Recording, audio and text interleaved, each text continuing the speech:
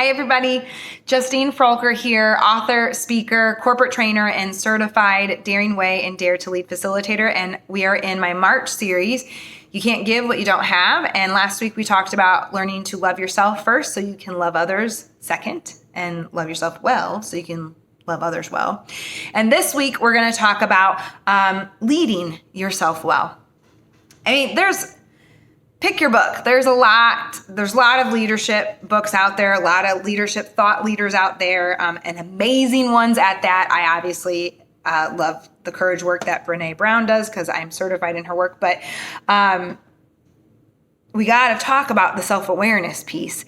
And you know what? I don't care if you don't think you're a leader. I believe everyone is a leader because you live in community and in connection, and you're wired for connection, and you have influence over other people. And I'm willing to bet that you see the potential in someone you love or lead, which makes you a leader. Because if you see the potential, the question is, what are you going to do to serve them well and help them to believe in that potential? And then also, if possible, provide them with the training, the skills, the tools, and the love and leadership to become that potential.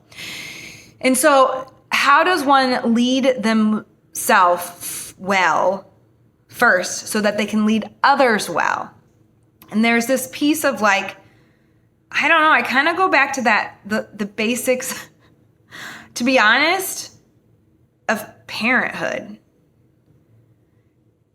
Because it requires discipline, and it requires boundaries, and it requires saying no, and it requires saying yes, and it requires schedules, and it requires lots of fear, vulnerability, uncertainty, excitement, the unknown, what this looks like in a couple years, what it looks like tomorrow.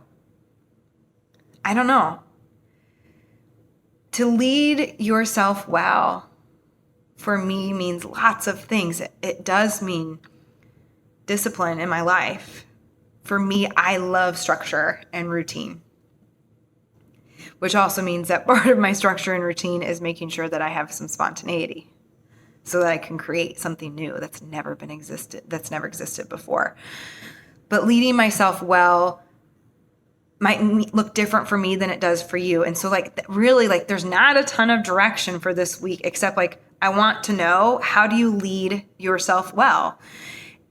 It must start with self-awareness. How are you with naming your emotions, with coping with them, with speaking them out loud, with not hurling them on those are the people that you love and lead, because you've got to stop working your crap out on other people eventually, because that's not leading well. And so I want to lead myself well first by owning my stuff, owning where I've come from, owning what stuff really brings up for me when I'm in the moment. I want to lead myself well by doing the structure and discipline that works for me, to be honest with myself when it's not working well. I want to surround myself with people who are not just yes people around me. I want to surround myself with people who reflect my truth back to me and my values, and push me and give me feedback to grow, and who love me well. And so this week, I want to know, let's see if we can actually get some comments on this, but how do you lead yourself well first so that you can lead others well? It starts with us. I have a lot of content over on all of the platforms: LinkedIn, Instagram, Facebook, YouTube, and of course my website. And I will see you next week for our third installment of this series. Thanks for being here.